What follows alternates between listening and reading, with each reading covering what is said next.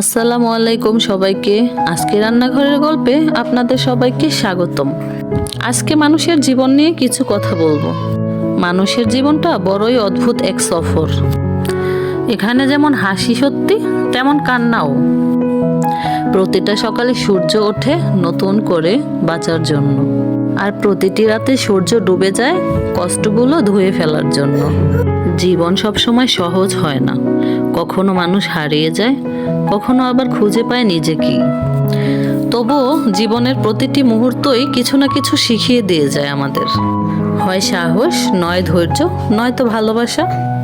সবচেয়ে বড় সত্য হলো জীবন কখনো থেমে থাকে না। যতই ঝড় আসুক, হতাশ হলে চলবে না।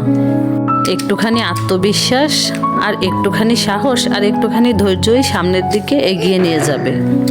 তুমি নিজেই একজন যোদ্ধা। তুমি বেঁচে আছো মানে তুমি জিতে যাচ্ছ। তো হতাশ হলে চলবে না।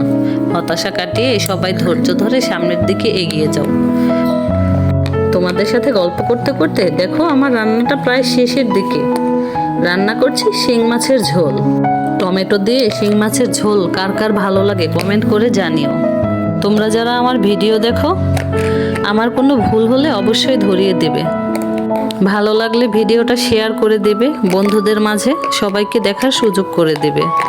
স্টার সেন্ডার ভাইয়া আর আপুদের বলছি, ভালোবেসে স্টার দিও, যাতে আমার উইকলি চ্যালেঞ্জগুলো পূরণ করতে পারি।